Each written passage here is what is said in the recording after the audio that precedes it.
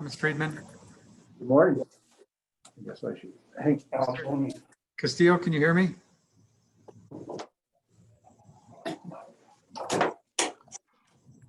Mr. Castillo, can you hear me?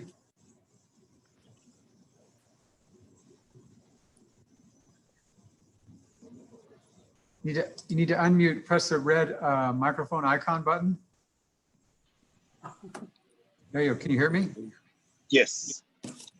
Okay, Mr. Castillo, if you can raise your right hand. Yes. You swear the testimony I'm about to give should be the truth, whole truth, and nothing but the truth, so help you God. Yes, sir. Okay, Mr. Reedman, you want to go ahead and tell me what you have?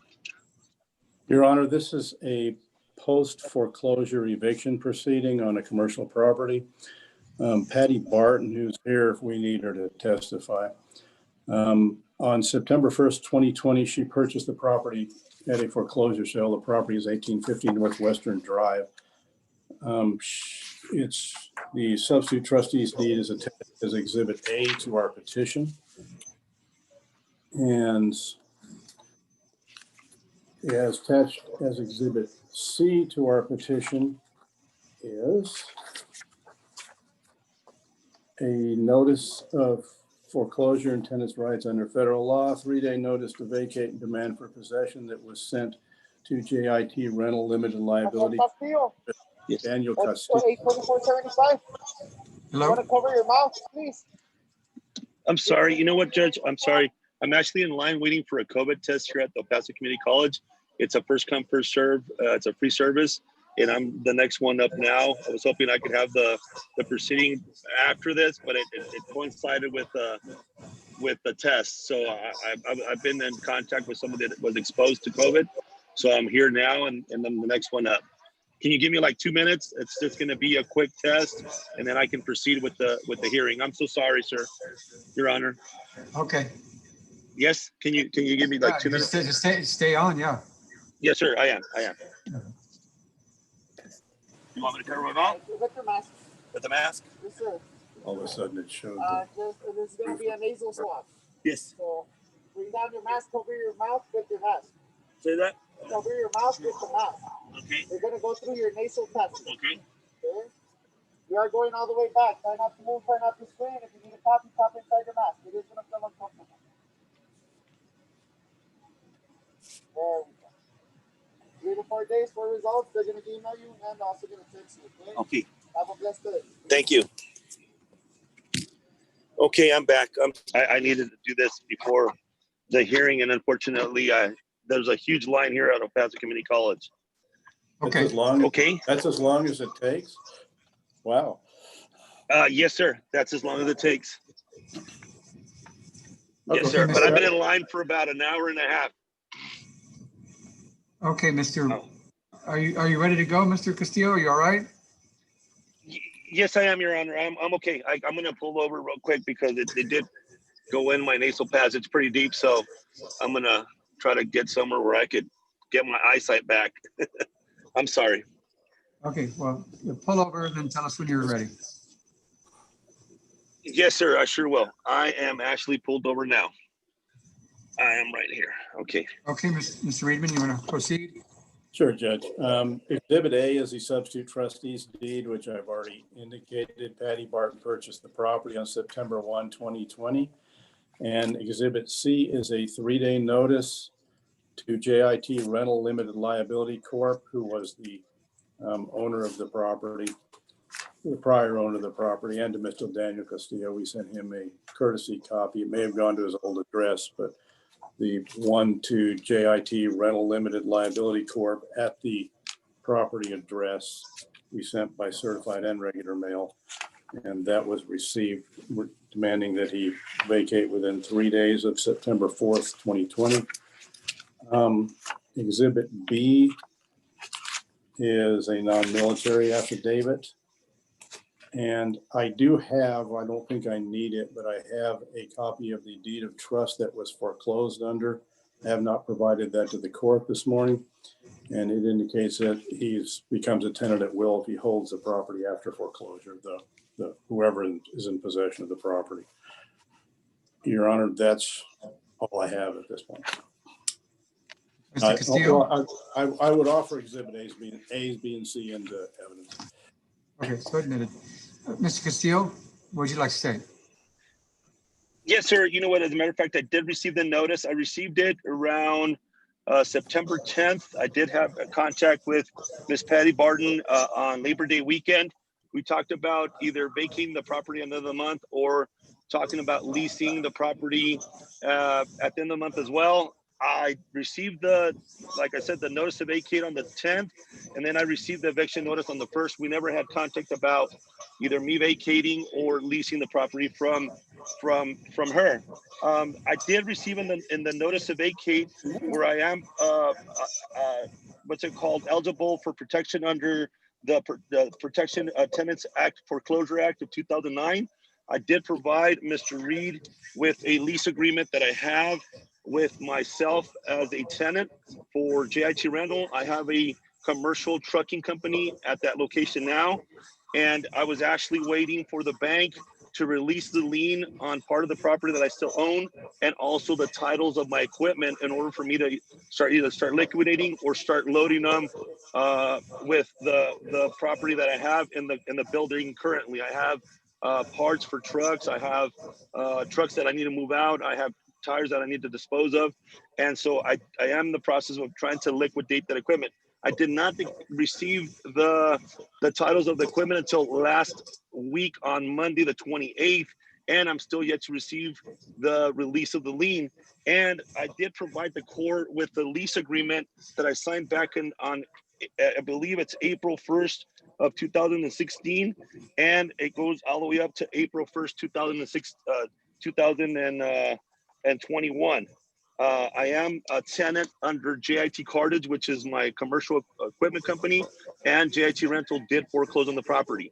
I'm just requesting for the court to consider giving me the 90 days they're allotted as a commercial dwelling under the Foreclosure Act. Mr. Reedman, would you like to respond?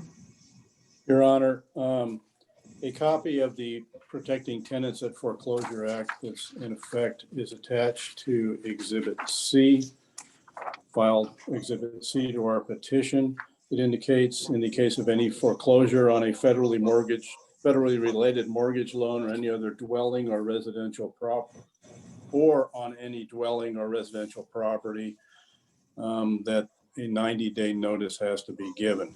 It indicates that is in effect if it's a dwelling or residential real property, or if it's a federally related mortgage loan. To find out what a federally related mortgage loan is, you go to 12 USC 2602, which is referenced in the Protecting Tenants and Foreclosure Act. I sent a copy of that to the court yesterday. And in that, it indicates the term federally related mortgage loan includes any loan other than temporary finance, such as a construction loan, which is secured by a first or subordinate lien on residential real property, including individual units of condominiums and cooperatives designed principally for the occupation of 1 to 4 families. This property is a commercial property. It says in the lease itself that Mr.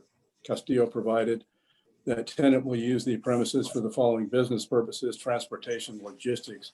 We also sent to the court yesterday some pictures of the property which show that it's very clearly JIT Logistics. It's a commercial property. And I believe that Mr. Castillo also said it was a commercial property. So the Protecting Tenants at Foreclosure Act does not apply to this property. Castillo? Your Honor, I actually received that protection information from the notice to vacate from Mr. Reed, and he asked me to provide him with a copy of the lease agreement. But the dwelling is generalized. It doesn't put commercial dwelling in there, but I did foreclose on the property. And I do operate out of it day to day. On a day-to-day basis, I go to that office so that I could operate. You don't live there. No, I don't live there. That's correct. I'm not familiar with what a commercial dwelling is, but it appears from the definition that it has to be secured by a first or subordinate lien on residential real property. This is not residential, correct? No, sir, it's not. That's correct. It's not, sir. You're correct. Okay, well, in that regard, I don't find that it applies. Anything else Okay. you'd like to bring up, either side? Well, I haven't been officially given a notice of time to vacate, other than the fact that it says 3 days. But that's the only thing that I could provide to you as evidence. I did have a commercial lease that I did have with the foreclosed company. So I was hoping I could get at least under that tenant as for that dwelling or that facility, the days allotted to be able to evacuate properly and not have to leave anything behind. Mr. Reed, any response? Hey, Your Honor, Friedman, I'm sorry. that's fine. My client is indicating that he's had a lot of time at this point. He has indicated he didn't have the lien released. I believe he's got a bank loan on that property anyway, on the equipment. And so we believe there's a bank loan on the equipment. And so It's already been liquidated. It's already been liquidated, sir. So I barely did get the titles. I haven't received the release on the lien on the property. I still have about 1.4 acres adjacent to that property or connected to the 1850. And I was waiting for the bank to send me the titles so that I could start liquidating the equipment. I couldn't sell it without the titles coming in, and in order for me to also start loading and evacuating the property. I received those titles on the 28th of September. Your Honor, my client has offered to enter into a lease with JIT Rental Limited Liability Corp., and they have not obviously taken advantage of that. And my client would like to, at this point, have possession of the property. Okay, Mr. Castillo, anything further? That's it, sir. Okay, I'm going to grant the possession to Patty Barton. The writ of possession date is October 12th. You need to make arrangements to vacate the property on or before October 12th. They could request the writ of possession on October 13th. Any other question? Any Your Honor, or I would like to appeal the decision, sir. How do I go about in appealing the decision? you're free to do so, but we don't give legal advice on how you do things. Okay, no problem. Mr. Castillo, one thing I would like to mention is that you can still try to work something out with Chief. Yes, sir, I'll try. Are you requesting a court costs, Mr. Friedman? Yes, Your Honor. Okay. Anything else? No, thank you. Okay, Okay. Mr. Castillo, we have your email? Yes, I think. Yes, sir, you do. Okay, Yes, sir, you so do. we're going to email this to both of you all. Thank you. Okay, thank you. May we be excused? Well, we're going. Yes. Thank you. Let me ask, why are you both there? Yes, I am. Okay, yes. what is I'll give each of you the opportunity to tell me, what is the fair rental value of that property? Fair market rental value monthly? Well, I had it leased for $3,950 for cartage and $3,450 for logistics. Well. Miss Barton offered me a lease of $11,500, which is above the market because I did do some research and that's a high lease amount. Mm-hmm. Mr. Friedman? Your Honor, Miss Barton is a realtor, mortgage broker. She indicates that it's worth $11,500 a month. Mr. Castillo, did you have a figure or no? Yes, my lease agreement that I had with the foreclosed company was it's under the lease agreement that I sent to the court, Your Honor, and that was for a monthly rent of $3,950 per month. Your Honor, Mr. Castillo is on both sides of that lease. I'm not sure it's. That's correct. That's correct. I thought you said there was two portions to the lease. I thought you said there was for your logistics and there was another rental. Yeah, and there was cartage. Yes, sir. There's So two what was companies that. So what was the rent on that one? The 3,950. We basically split it in half. So since I was leasing it to both, we were splitting it in half. Doesn't say that. I want to find the monthly rental. Fair month is $9,000. Doesn't say that. Doesn't say that. We have 5.